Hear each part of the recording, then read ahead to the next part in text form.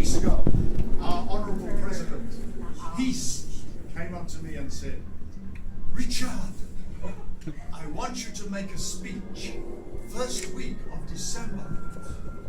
We have no speakers. I said, Heath, I have no idea for a speech. Why do you pick on me when Lola hasn't made one speech for 14 years?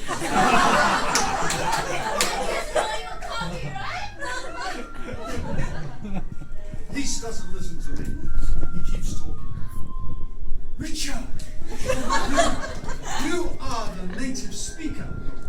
You don't need any idea. You just stand up and speak English.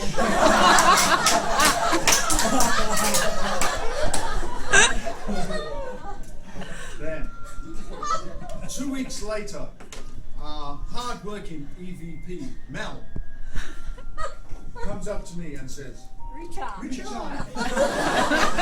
Richard, can you make a speech? I know you just went to the Philippines and you can talk about your time there. These days, Taiwan people don't go to the Philippines so much. Maybe you could encourage them to return. I thought, I am sure I'm not the best person to talk about the Philippines.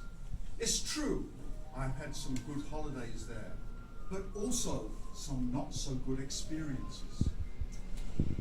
And did it fit the criteria for my A5 speech? Yes, maybe it does, an after-dinner speech.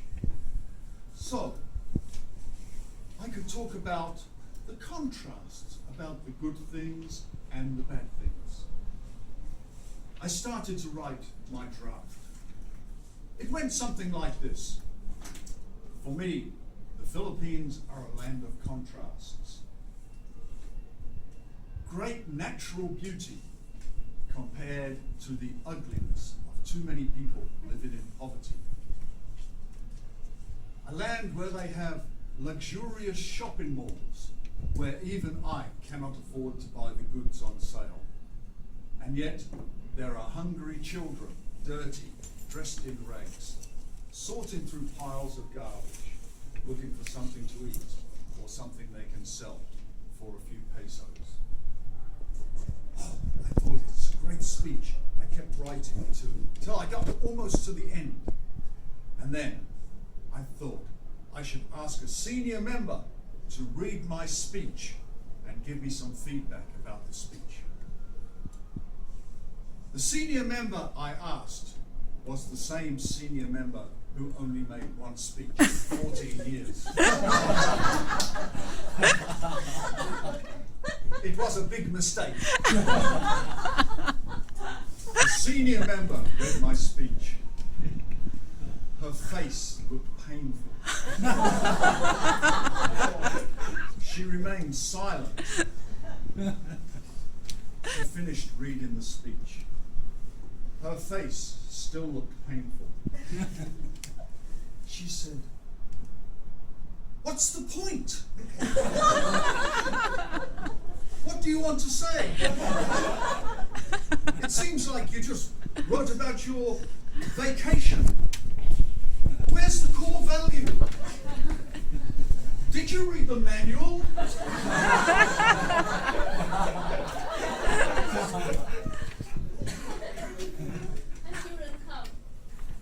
This was not the kind of constructive feedback I was looking for, as you can imagine. I decided I should get a second opinion.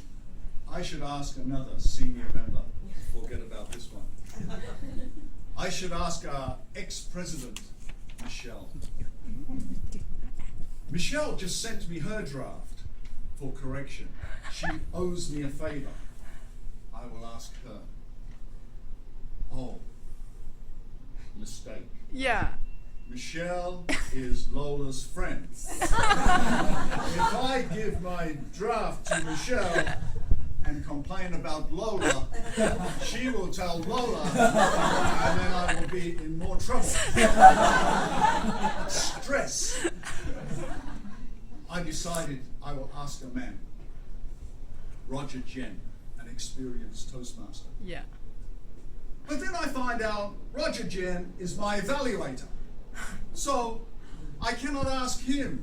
He will think it's kind of shifty or something. I should ask my evaluator to give me feedback on my speech. More stress. What are the senior members? Hey, Ben. Pei Fen. Yes. I should ask Pei Fen. I will go, Pei Fen, you are the beautiful, well-respected English teacher, famous in Taoyuan.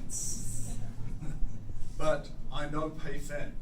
She will say, it's flattery. What do you want from me?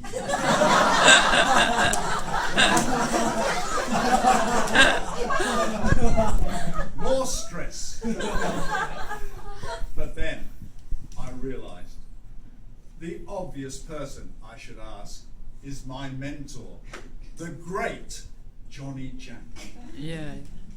Taoyuan stalwart and winner of many speech competitions. But then I realized again, these days, Johnny is the big boss at his company. Every decision he makes, his company will rise or fall on his decision. In fact, the whole of the Taoyuan economy will rise or fall on Johnny's decision. These days, Johnny is more powerful than President Ma. I cannot interrupt him. And besides, this is an A5 speech. I shouldn't be relying on my mentor. I have been a Toastmaster for nearly 5 years. I decided I should take the senior member's advice and read the manual. I read the manual like this. Here's the manual, the entertaining speaker, A5 speech. It says, the A5 speech, speaking after dinner. Your audience has just dined. Dined? They sit back and relax and digest their food. Their minds are a little foggy. They are drowsy because of the meal. This is the Taoyuan Toastmasters club room, not a restaurant. This is ridiculous. Do I have to buy everybody a lunchbox? Yes. Yes. Yes. Everybody knows I am too stingy, I mean thrifty to do this. I carried on reading the manual.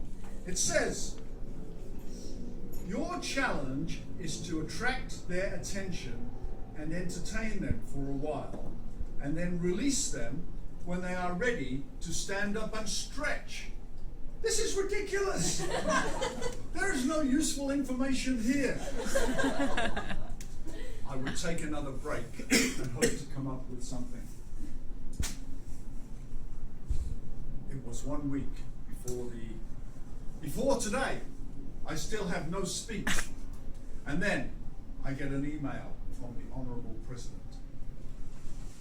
It's the club agenda. It says, Richard will make his A5 speech. Oh my God, the stress.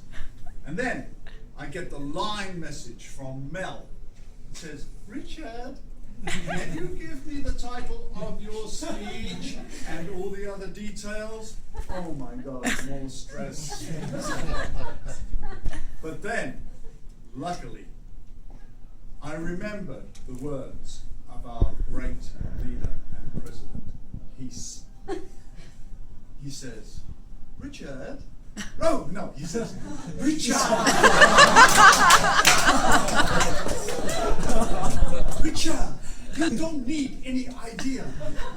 You can just stand up and speak English. Thank you, Heath. But then I remembered Lola's word. What's the core value? Luckily, I remembered the lesson we should learn. Always pay attention to your president.